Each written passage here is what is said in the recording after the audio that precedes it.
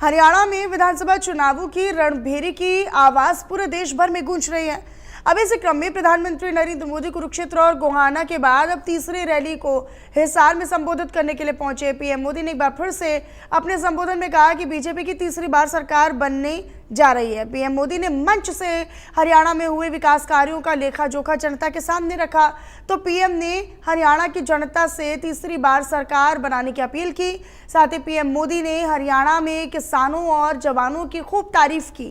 साथ ही पीएम मोदी ने कांग्रेस पर भी निशाना साधते हुए कह दिया कि हरियाणा बापू बेटा सीएम की चाह रख रहे हैं, लेकिन जनता उनका सपना पूरा नहीं होने देगी।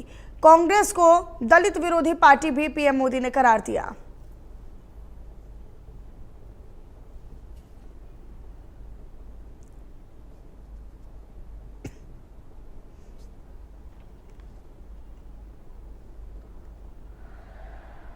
बापू भी दावेदार है और बेटा भी दावेदार है, और दोनों मिलकर बाकियों को निपटाने में लगे हैं।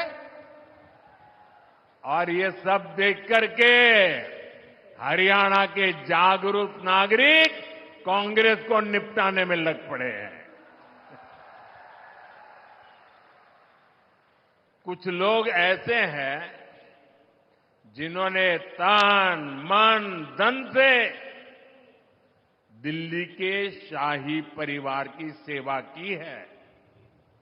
अब वो भी पूछ रहे हैं कि उनसे क्या गलती हुई।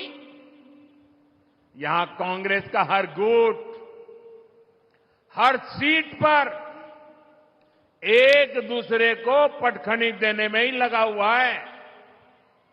साथियों, इस गुटबाजी के बीच कांग्रेस में दलितों और पिछड़ों के लिए दरवाजे एकदम बंद है।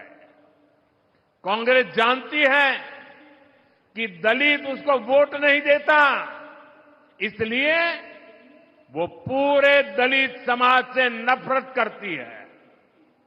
आज कांग्रेस का शाही परिवार कह रहा है कि दलितों और पिछड़ों का अमेरिका में जाकर के बोले वो दलितों पिछड़ों का आरक्षण खत्म कर देंगे।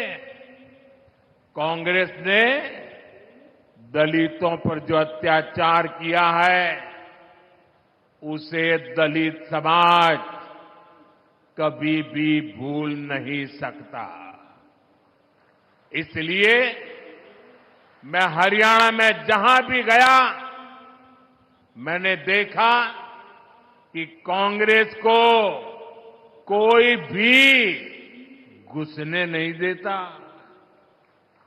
साथियों, भाजपा सर्व समाज की भागीदारी सुनिश्चित कर रही है। कि आप जो हरियाणा में बड़ी बड़ी बातें करते हो, बड़ी बड़ी घोषणाएं कर देते हो, तारे तोड़ करके लाने की बातें कर रहे हो। अरे भाई, तुम्हारी कर्नाटका में सरकार है, तेलंगाना में सरकार है, हिमाचल में सरकार है, कुछ तो लागू करके दिखाओ। जरा इसको इतना पूछ लीजिए। ये यहां बातें करते हैं और वहां लागू नहीं करते हैं। कर्नाटका में इनकी सरकार है, वहां कांग्रेस सरकार बनने के बाद सैकड़ों किसान आत्महत्या कर चुके हैं। सच्चाई यही है कि कांग्रेस देश के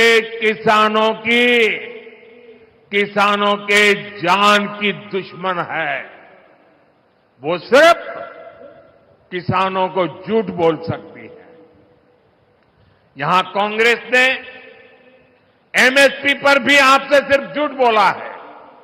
सच्चाई यह है कि यहां भाजपा की सरकार 24 फसलों को एमएसपी पर खरीद रही है, जबकि कांग्रेस शासित राज्यों में इक्का दुक्का फसलें ही एमएसपी पर खरीदी जाती है।